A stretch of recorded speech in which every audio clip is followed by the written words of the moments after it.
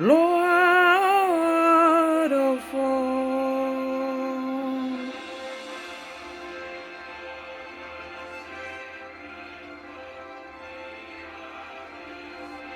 may fall.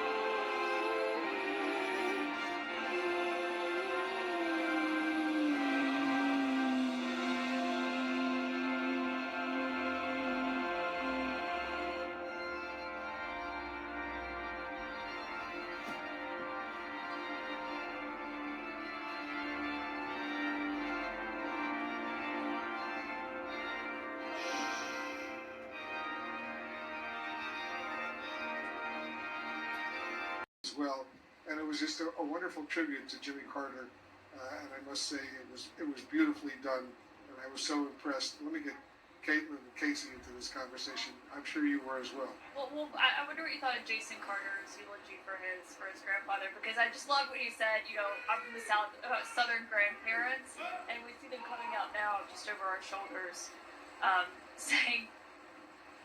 Now let's listen in for a minute as they move the coffin.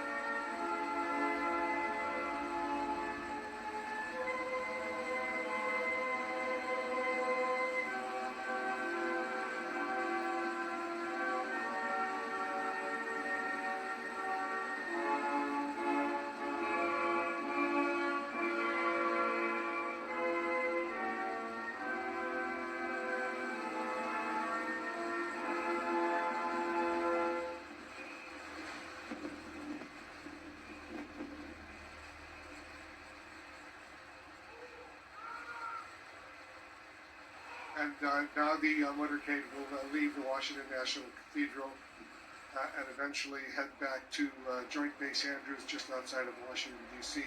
for the journey back to Georgia, to Atlanta and Plains, Georgia, where Jimmy Carter will be there. And they just played Hail to the Chief Wolf a song that Jimmy Carter famously did not like and did not allow to be played when he first took the White House. And then finally AIDS convinced him, no, the American people like this. They like this part of the presidency and the majesty that comes with it in that sense.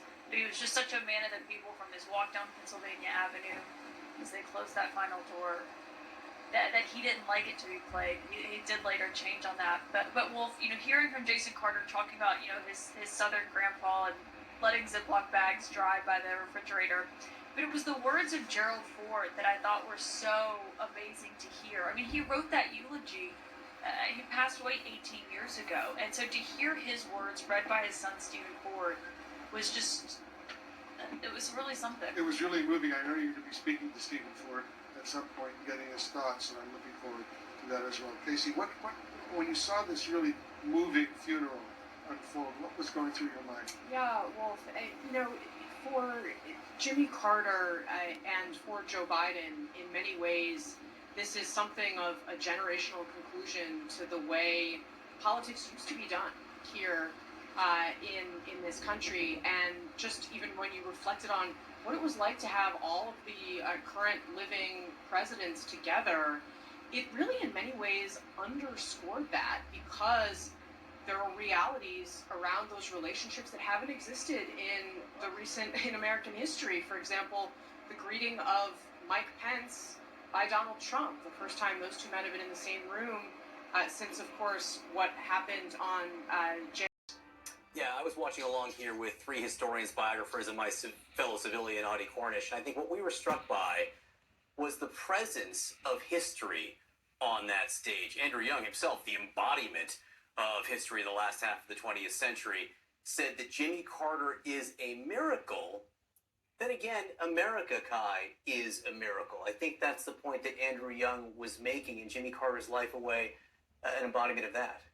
Well, it was a miracle. He was talking about the first time he met him and during the height of the civil rights movement, and what an improbable journey Jimmy Carter had, coming from Plains all the way to the White House.